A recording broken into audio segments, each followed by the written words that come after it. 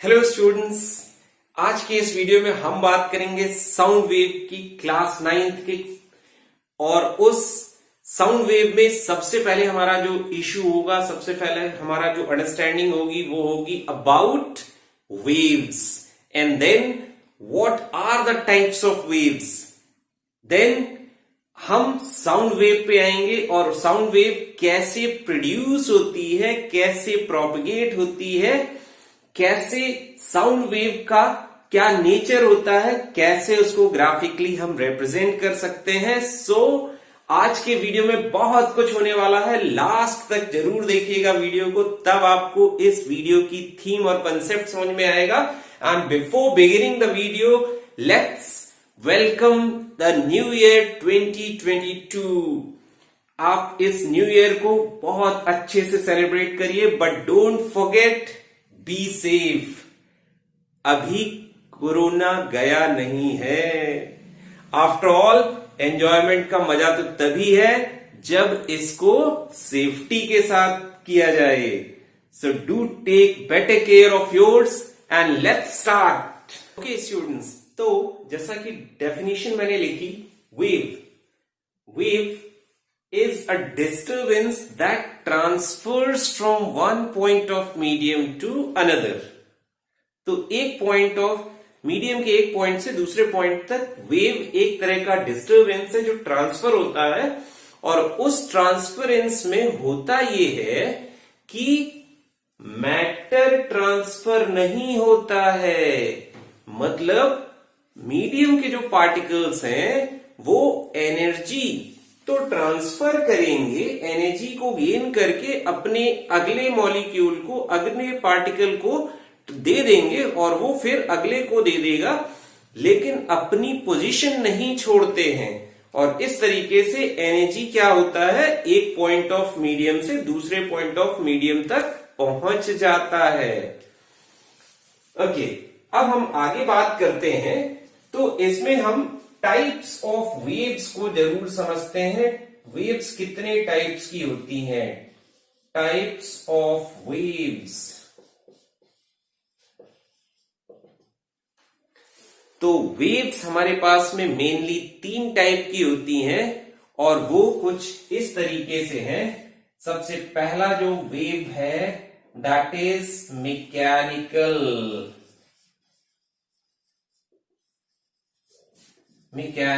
Wave. अब mechanical wave है क्या? मैकेनिकल वेव जनरली हमारे पास में फर्दर 2 टाइप की होती है। एक ऐसी वेव जो मीडियम का फंक्शन हो, जो मीडियम पे डिपेंडेंट हो, जिसके लिए किसी करियर की जरूरत हो, जो अपने आप में खुद केपेबल नहीं है चल पाने में। तो इस तरह की वेव को हम कहते हैं मैकेनिकल वेव। अगर ये वेव मीडियम नहीं है तो नहीं जा सकती एक पॉइंट से दूसरे पॉइंट तक। इस वजह से इसको हम मैकेनिकल वेव कहते हैं। तो इसको अगर हम लिखें, अ वेव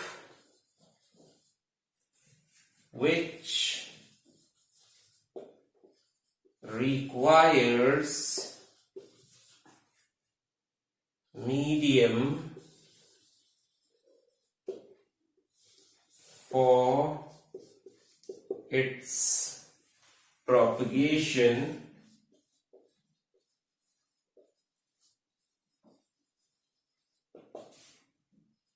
is called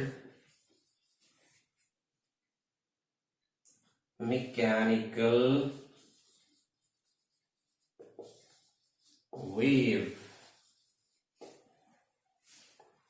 अब यहां पे जो मीडियम है, उस मीडियम पे जो भी मैकेनिकल प्रॉपर्टीज, प्रेशर एटसेट्रा, जो भी चेंजेस होंगे डेंसिटी मीडियम की, वो सारे के सारे रोल प्ले करेंगे उस वेव के प्रोपगेशन पे, उस वेव की स्पीड पे। वो सारे फैक्टर्स रेस्पॉन्सिबल होंगे, density of the medium, pressure of the medium.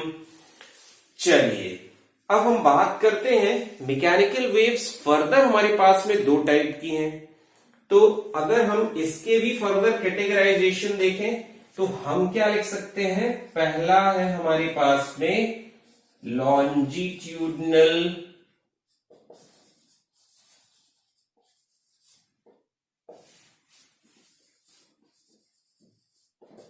अब लॉन्जिट्यूडनल वेव क्या होता है? ऐसा वेव जिसमें मीडियम के जो पार्टिकल हैं वो जिस डायरेक्शन पे वेव चल रही है, अगर उसी डायरेक्शन पे टू एंड फ्रो आगे पीछे मूव करें, जिस डायरेक्शन पे वेव चल रही है, तो ऐसी वेव को हम क्या बोलेंगे? Longitudinal wave. A wave is longitudinal wave which produces vibrations in the particle of the medium in such a manner that they vibrate along the direction of propagation of the wave. तो उस wave को हम क्या कह देंगे? longitudinal wave. A mechanical wave is said to be longitudinal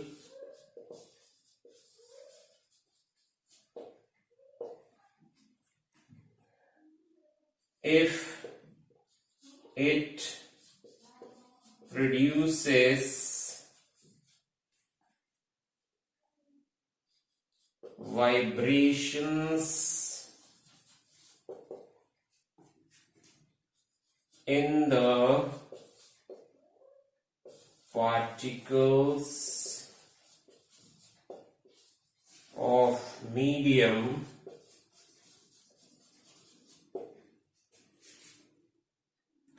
in the direction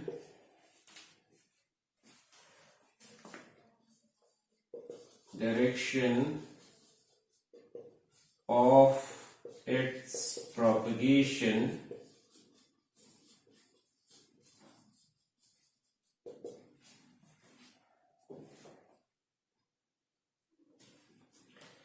तो वो mechanical wave longitudinal wave बोली जाएगी जो वाइब्रेशंस पार्टिकल ऑफ मीडियम पे प्रोड्यूस करे. किस तरीके से? In the direction of its propagation. जिस डायरेक्शन पे वेव चल रही है उसी डायरेक्शन पे पार्टिकल्स का वाइब्रेशन होना चाहिए मीडियम के, तो हम उस मैकेनिकल वेव को लॉन्जिट्यूडनल टाइप ऑफ वेव कह देंगे, लॉन्जिट्यूडनल नेचर ऑफ वेव कह देंगे. Second type is transverse wave. तो ट्रांसवर्स वेव है क्या? बेसिकली ट्रांसवर्स वेव वो मैकेनिकल वेव है जो पार्टिकल्स मीडियम के उनमें वाइब्रेशन किस डायरेक्शन पे प्रोड्यूस करे? Perpendicular to its propagation. मतलब वेव जिस डायरेक्शन पे चल रही है, अगर पार्टिकल्स में वाइब्रेशंस प्रोड्यूस हो रहे हैं perpendicular to the direction of propagation, तो हम उस मैकेनिकल वेव को क्या बोल देंगे? Transverse wave. So our next type is transverse wave.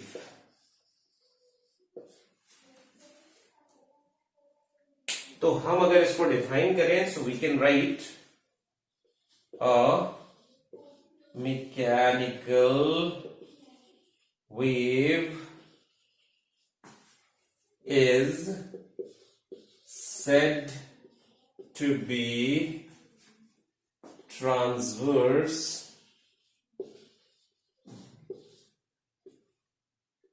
if it produces vibrations in the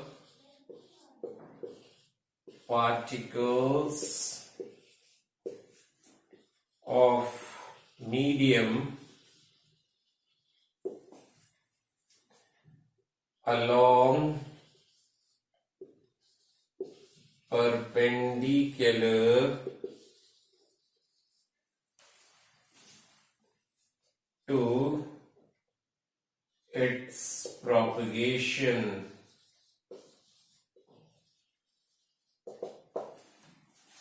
तो इस तरीके से हमारा ये ट्रांसवर्स वेव हो गया। नाउ मूविंग अहेड, अब हमारे पास में ये तो दो टाइप थे हमारे किसके, मैकेनिकल वेव के। अब हम बात करेंगे second type of wave and that is electromagnetic wave. तो हमारा अगला जो टाइप है वो है electromagnetic wave.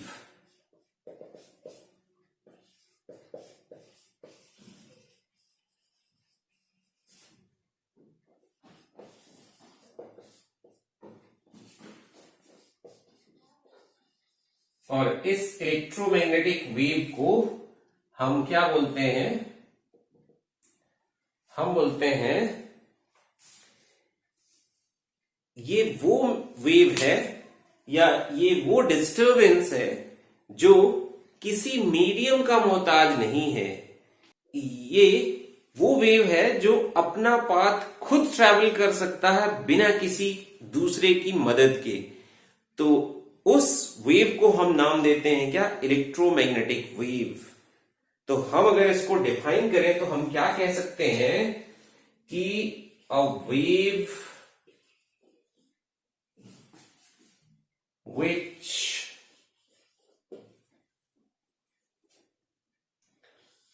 does not require any material medium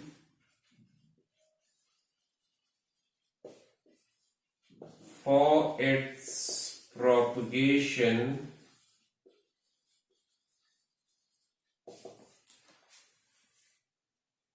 that is which can propagate through vacuum. Vacuum is called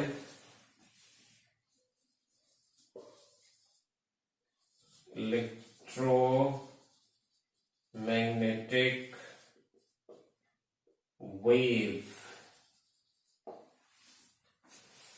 अब ये जो हमारा इलेक्ट्रोमैग्नेटिक वेव है, इस वेव का जो नेचर देखा गया तो वो कैसा पाया गया, ट्रांसवर्स नेचर पाया गया, जिसमें कि इलेक्ट्रिक और मैग्नेटिक फील्ड की जो प्रेजेंस है उस डिस्टरबेंस में, जिसको हम नाम दे रहे हैं वेव, इलेक्ट्रोमैग्नेटिक वेव, तो उस डिस्टरबेंस में इलेक्ट्रिक फील्ड वेक्टर और मैग्नेटिक फील्ड वेक्टर ये दोनों आपस में परपेंडिकुलर होते हैं, और साथ ही साथ जिस डायरेक्शन पे वेव चल रही होती है वो डायरेक्शन भी इन दोनों के परपेंडिकुलर होगा। मतलब तीनों परपेंडिकुलर होंगे। अगर हम बात करें इसकी, तो अगर ये हमारा डायरेक्शन ऑफ प्रोपगेशन है तो उस डिस्टरबेंस में जो इस डायरेक्शन पे चल रहा है, इलेक्ट्रिक फील्ड ऐसे वाइब्रेट होगा, मैग्नेटिक फील्ड ऐसे वाइब्रेट होगा, और ये तीनों आपस में म्यूचुअली परपेंडिकुलर हैं। अब हम बात करते हैं अपने, इस पे अगर हम ऐड करना चाहें तो हम क्या पॉइंट ऐड कर सकते हैं, it is transverse in nature, that is the electric field vibration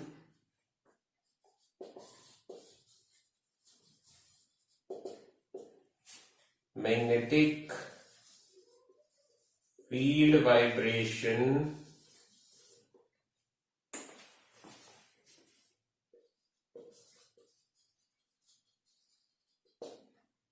and the direction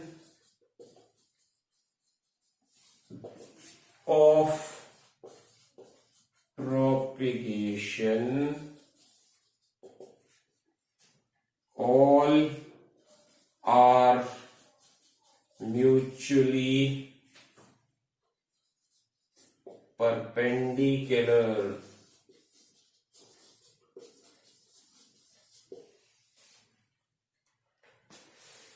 अब अगर इसकी स्पीड की बात की जाए तो इसकी स्पीड को कैलकुलेट किया गया और वो speed exactly speed of light के बराबर पाई गई वैक्यूम में।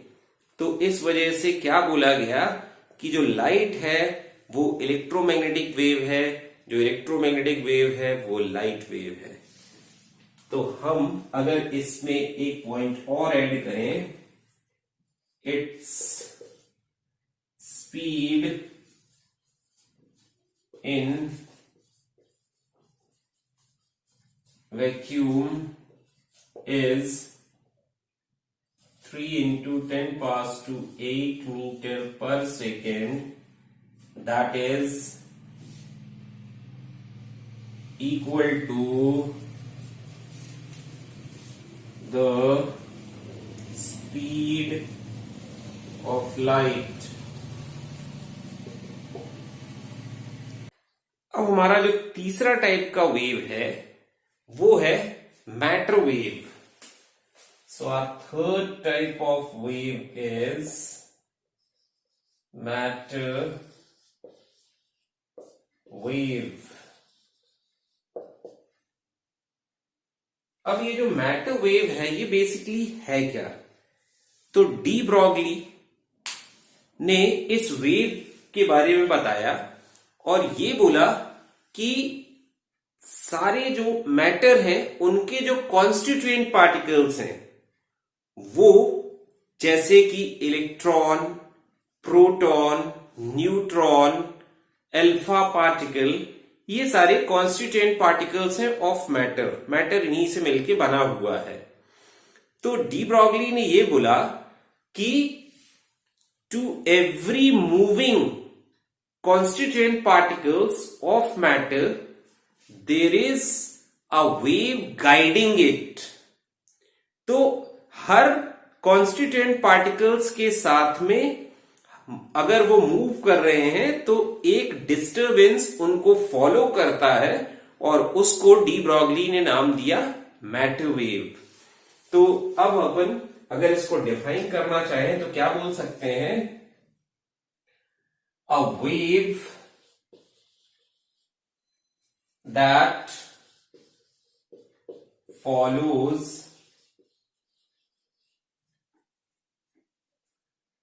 every moving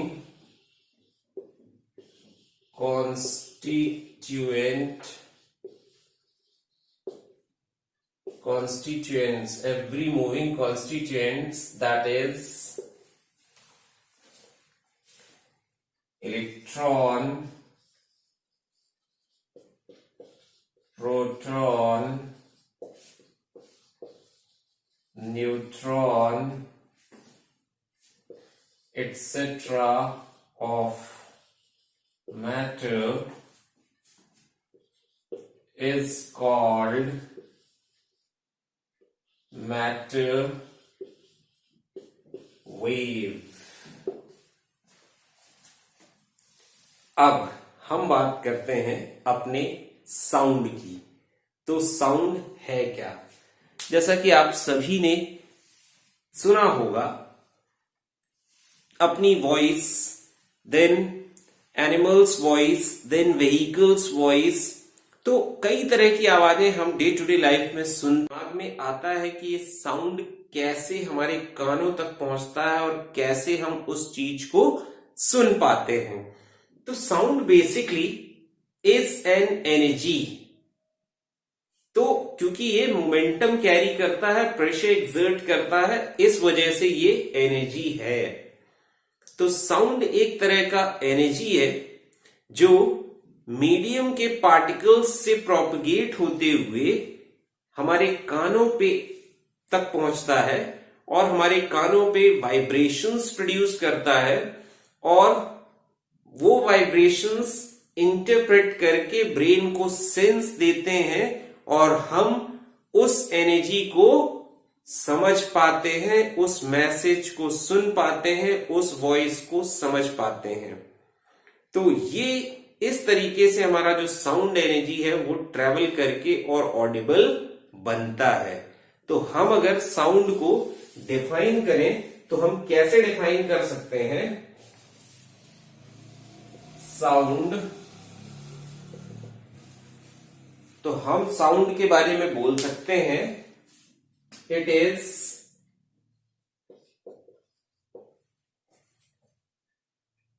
a wave or energy, form of energy or form of energy that produces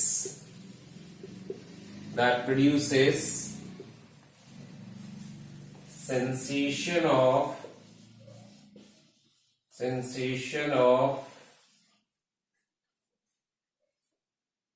hearing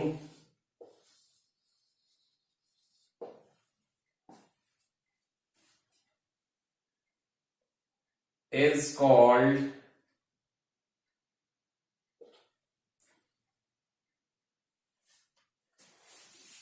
तो सेंसेशन ऑफ हियरिंग हमारे पास में अगर प्रोड्यूस हो रहा है तो जिस वेव के थ्रू हो रहा है उस वेव को हम नाम देते हैं क्या? Sound wave. अब ये जो साउंड वेव है ये बेसिकली प्रोड्यूस कैसे होता है? क्या ऐसा चीज है जो साउंड को प्रोड्यूस कर रहा होता है? क्योंकि प्रोडक्शन जब तक नहीं होगा तो हम इसके प्रोपगेशन की कैसे बात कर सकते हैं? तो हमें सबसे पहले प्रोडक्शन समझना होगा। So now next is production of sound wave.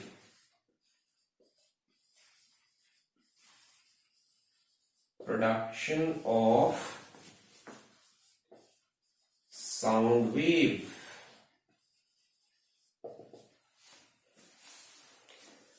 अब आपने इस चीज को एक्सपीरियंस किया होगा कि जब कभी भी आप बोलते हैं, आप किसी भी तरह का गाना गाते हैं या अपनी बात कन्वे करते हैं, तो अगर आप अपने वोकल कॉर्ड पे, गले पे, यहां पे अगर हाथ रखें और बोलें तो आपको उस वोकल कॉर्ड में वाइब्रेशंस होते हुए समझ में आएगा कि वोकल कॉर्ड वाइब्रेट हो रही है और उस वाइब्रेशन के साथ में साउंड प्रोड्यूस होता है।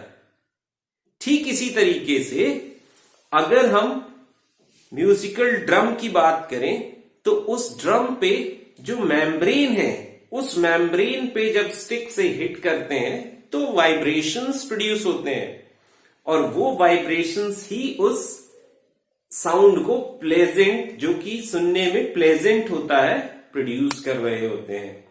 ठीक इसी तरीके से गिटार, जो गिटार है उस गिटार पे जो स्ट्रिंग है, उस स्ट्रिंग को जब जर्क दिया जाता है तो उस पे वाइब्रेशंस प्रोड्यूस होते हैं और वो एक प्लेजेंट सा साउंड प्रोड्यूस करते हैं। अब ठीक इसी तरीके से अगर ट्यूनिंग फॉर्क आपने देखा होगा, ऐसा यू शेप का होता है, उसमें एक हैंडल लगा होता है, तो वो प्रॉन्च कहलाता है और ये हमारा हैंडल है। अगर हम इसको रबर स्टॉपर पे ऐसे हैमर करके और छोड़ दें तो प्रॉन्च वाइब्रेट होने लगते हैं। तो हमने क्या देखा, इतने सारे एग्जाम्पल्स से हमें क्या समझ में आया कि वाइब्रेटिंग ऑब्जेक्ट प्रोड्यूसेस साउंड। तो हम यहां पे क्या समझ सकते हैं, वाइब्रेशंस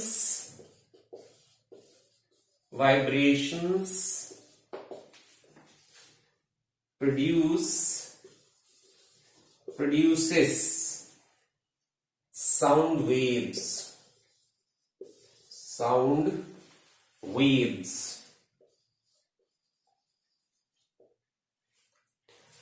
अब ये जो साउंड हमने प्रोड्यूस की हुई है, अब ये साउंड वेव प्रोपगेट कैसे होती है मीडियम पे। अब हमारा जो नेक्स्ट टॉपिक है that is propagation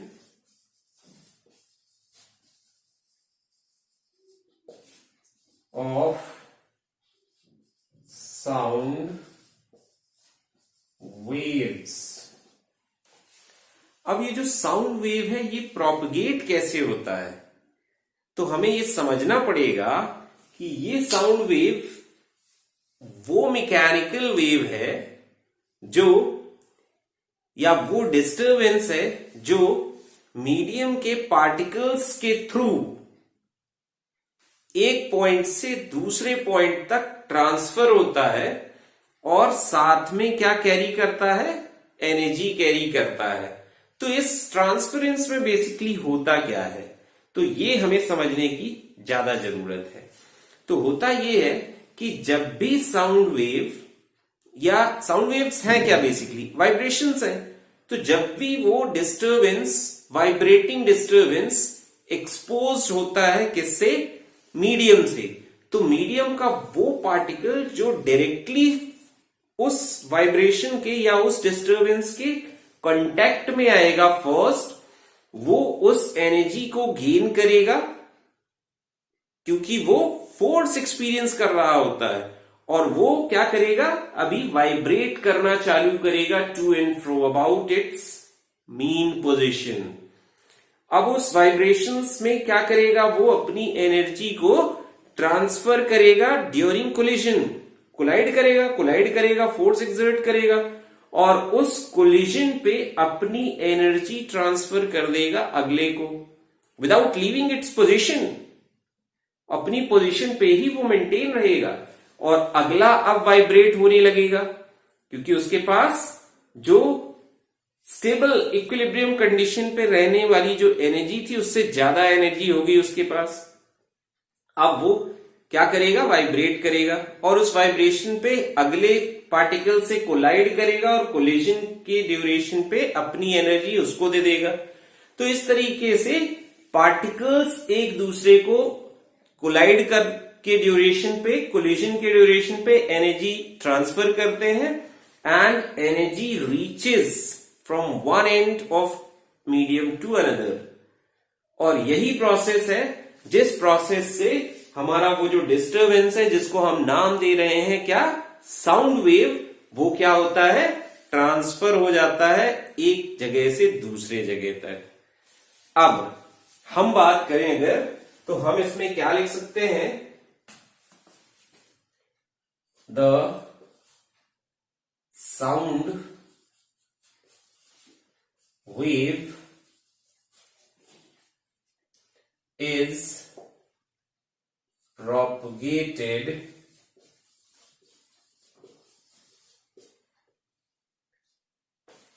through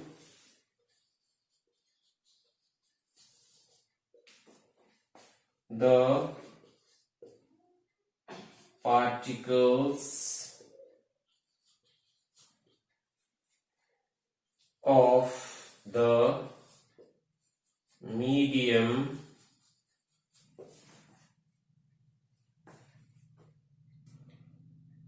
and sets them in vibration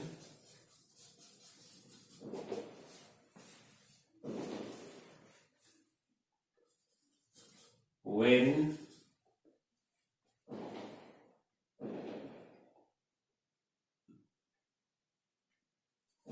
it propagates.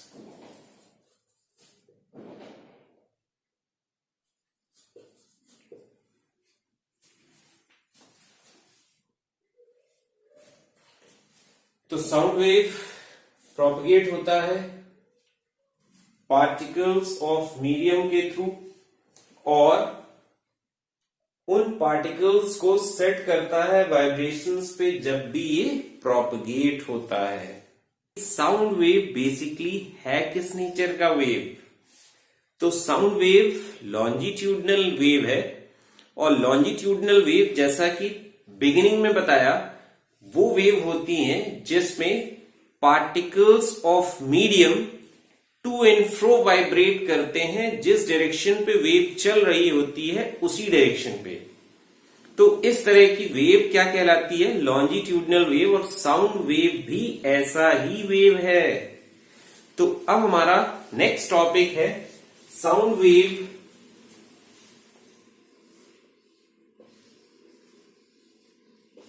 Sound wave longitudinal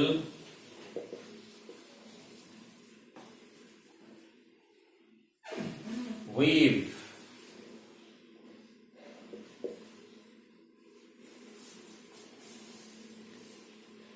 तो साउंड वेव लॉन्जिट्यूडनल वेव है, ये अपने आप में एक बहुत ही इंटरेस्टिंग स्टोरी है इसके पीछे।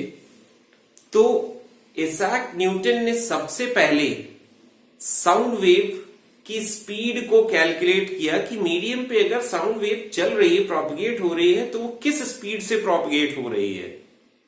तो उन्होंने उस साउंड वेव की जो स्पीड थी उस स्पीड को कैलकुलेट किया by v equals to under root p by rho. तो जहां पे ये प्रेशर है मीडियम का, ये मीडियम की डेंसिटी है जिस मीडियम पे साउंड प्रोपगेट हो रहा है। तो इस तरीके से उन्होंने ये जो स्पीड कैलकुलेट की थी, ये स्पीड और एक्चुअल जो एक्सपेरिमेंटल वैल्यू है स्पीड ऑफ साउंड का मीडियम पे एयर में, उससे काफी डेविएशन मिला, और वहां से ये चीज इसैक न्यूटन की गलत प्रूव हुई। और बाद में हमें ये मालूम पड़ा कि इसमें कुछ ना कुछ ऐसी चीज है जो मिसिंग है, और वो मिसिंग चीज को किसने करेक्ट किया था? लैपलास ने करेक्ट किया था, जिसको हम जानते हैं लैपलासिस करेक्शन। तो लैपलास ने आर्ग्यूमेंट किया था कि अगर ये जो स्पीड है given by v equal to under root p by rho सही है, तो फिर एक्सपेरिमेंटल और इस फॉर्मूले से कैलकुलेट की गई वैल्यू, ऑब्जर्वेशनल वैल्यू में डेविएशन क्यों? तो एक्चुअली ये जो प्रॉब्लम था वो प्रॉब्लम उन बेस पे था, वो कंसेप्ट पे प्रॉब्लम था जिस बेसिस पे ये फॉर्मूला डिराइव किया गया था। तो न्यूटन साहब ने ये माना था कि जो साउंड है वो जब किसी मीडियम पे चलता है तो वो मीडियम पे ऐसे प्रोपगेट करता है कि उस मीडियम का टेम्परेचर चेंज नहीं होता, आइसोथर्मल प्रोसेस के थ्रू ये ट्रांसफरेंस होता है।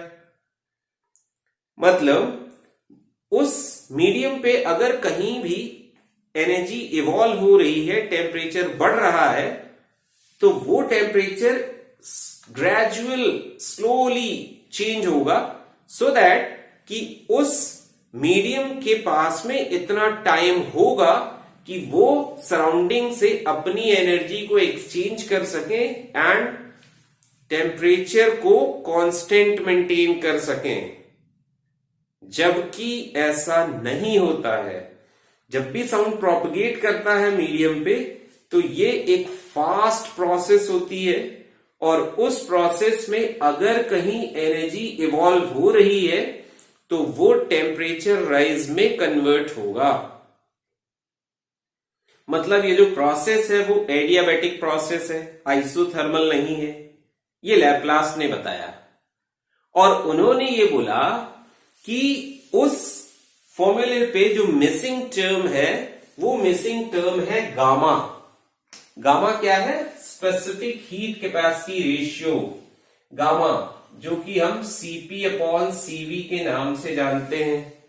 जहां पे Cp is specific heat capacity at constant pressure and specific heat capacity at constant volume है। तो ये गामा को लैप्लास ने क्या किया, इधर मल्टीप्लाई किया गामा पी बाय रो, और इस फॉर्मूले पे जब उन्होंने कैलकुलेशन की तो एक्सपेरिमेंटल वैल्यू और observational values were very close to each other. ये 330 मीटर पर सेकेंड के आसपास आता है और जो स्पीड है वो 334 मीटर पर सेकेंड है।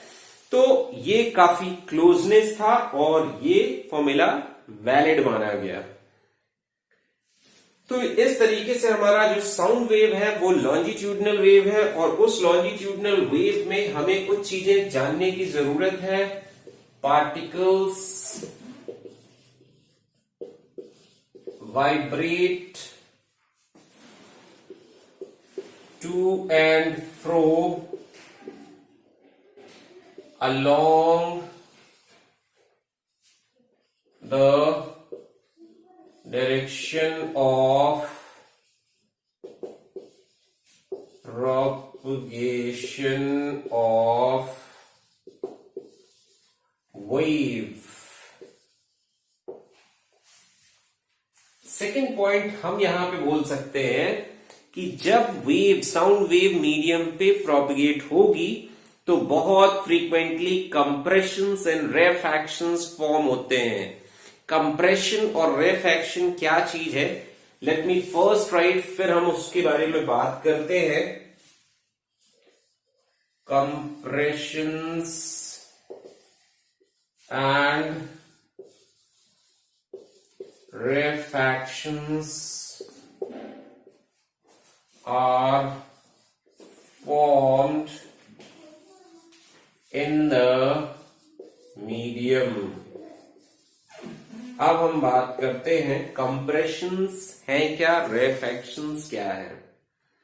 कंप्रेशंस बेसिकली वो पोर्शन ऑफ मीडियम है during the propagation of sound wave जहां पे एयर डेंसिटी, एयर मॉलिक्यूल्स काफी पास पास आ जाते हैं ड्यूरिंग देयर वाइब्रेशन, और वहीं पे उसी मीडियम का एक ऐसा रीजन, एक ऐसा स्पेस, एक ऐसा पॉइंट जहां पे air density of vibrating particles of medium कम हो जाए, उस रीजन को, उस पोर्शन को, उस पॉइंट को मीडियम के हम नाम देते हैं क्या, रेफैक्शंस। तो अगर हम इसको डिफाइन करें तो डिफाइन क्या, हम अगर इसको रिप्रेजेंट करें डायग्राम पे तो हम कुछ इस तरीके से रिप्रेजेंट कर सकते हैं।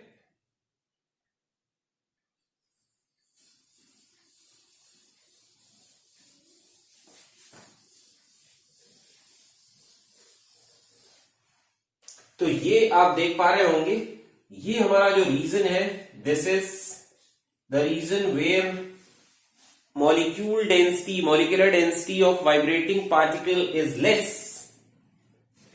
रेफैक्शन, ये रीजन अगर आप देख पा रहे हैं तो ये रीजन वो रीजन है जहां पे एयर डेंसिटी बहुत ज्यादा है, vibrating particles more in numbers है।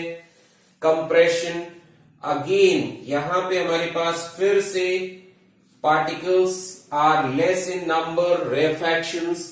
तो इस तरीके से कंप्रेशंस एंड रेफैक्शंस बहुत फ्रीक्वेंटली फॉर्म होते हैं जब भी साउंड वेव किसी मीडियम पे ट्रैवल करता है।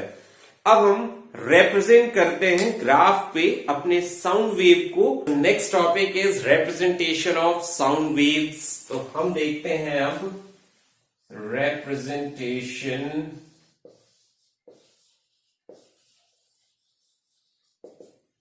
Of sound wave. तो जैसा कि अभी हमने देखा कि जो साउंड वेव है वो जब मीडियम पे प्रोपगेट होता है तो वहां पे बहुत फ्रीक्वेंटली क्या फॉर्म होते हैं, कंप्रेशंस एंड रेफैक्शंस, राइट। तो अब हम इसी चीज को रिप्रेजेंट करने वाले हैं अपने ग्राफ पे। तो यहां पे हमने y एक्सिस लिया और इस x एक्सिस पे हम रिप्रेजेंट कर रहे हैं डिस्टेंस को, distance of listener from source, अब हमारा जो सोर्स है वो यहां कहीं पे होगा और इसके बाद में ये हमने नॉर्मल लिख रखा है और ये बेसिकली हमारा एयर डेंसिटी है, एयर डेंसिटी या फिर मॉलिक्यूलर डेंसिटी भी कह सकते हैं या फिर डेंसिटी ऑफ पार्टिकल भी कह सकते हैं। तो यहां पे ये जो रीजन होगा ये मोर देन नॉर्मल और ये हमारा लेस देन नॉर्मल। तो अब हमारे पास में जो वेव है जब प्रोपगेट होगी तो वो हमें किस तरीके का पिक्चर देगी, वो हमें कुछ इस तरीके का पिक्चर देगी।